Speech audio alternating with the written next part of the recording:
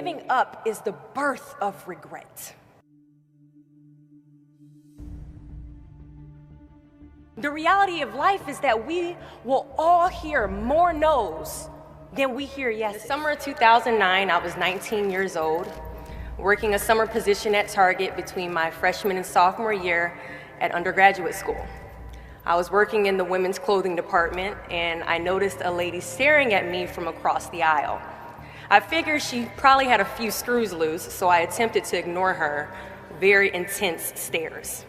She eventually manages to make her way a little bit closer and closer to me where I was working until she eventually walks up to me and says hello.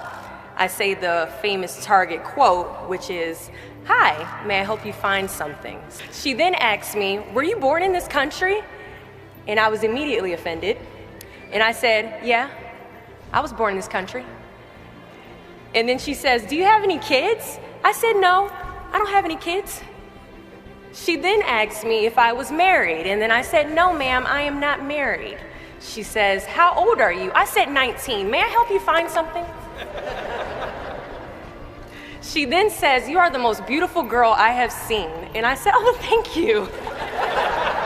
I didn't work that much for my makeup, but I did the best I could, but thank you. And then she says, "I think you could be the next Miss USA."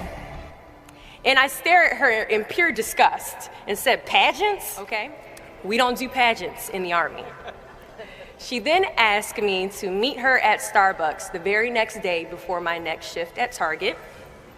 And she just wanted to do a little bit of explaining when it comes to what pageants is. And apparently I was a pretty open-minded 19-year-old because I actually agreed to meet her the very next day.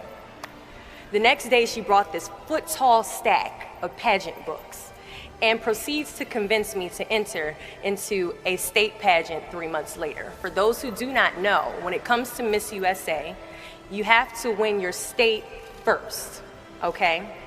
So 3 months later, I compete in my first pageant, and I lose. I go back the second year, compete in the state pageant. I lose.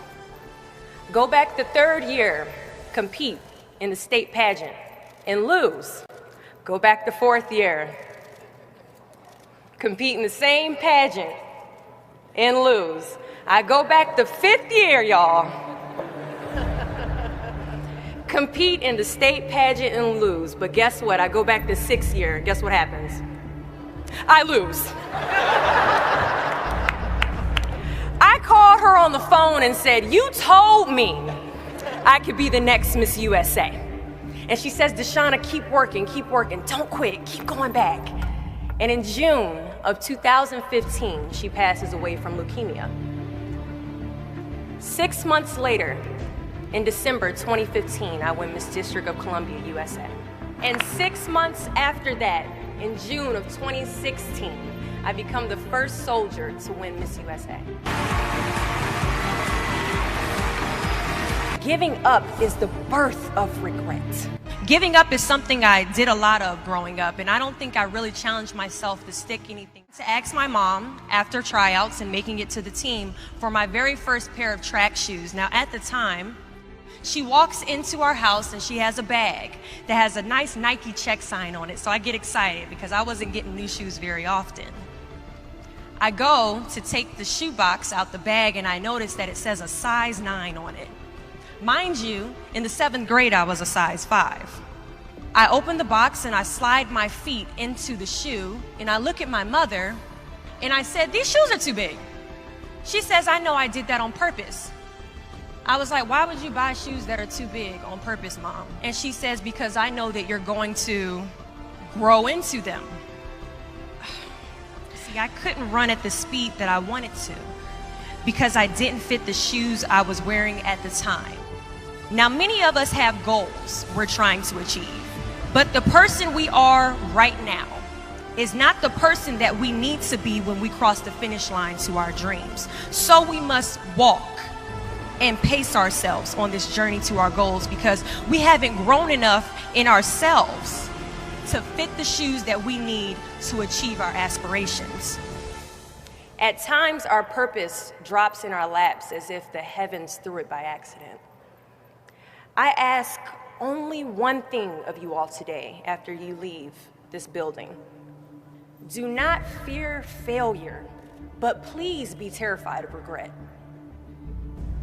As giving up is the birth of regret. After you walk out this door, you will receive 100 doors shut, slammed in your face. You will have 100 moments that will be filled with someone telling you no, or telling you, thank you for your application, but we regret to inform you that we've chosen a different candidate for this job. You will sit in 100 different interviews and you will not get the job. The reality of life is that we will all hear more no's than we hear yeses. And we will fail a lot, and I mean a whole lot.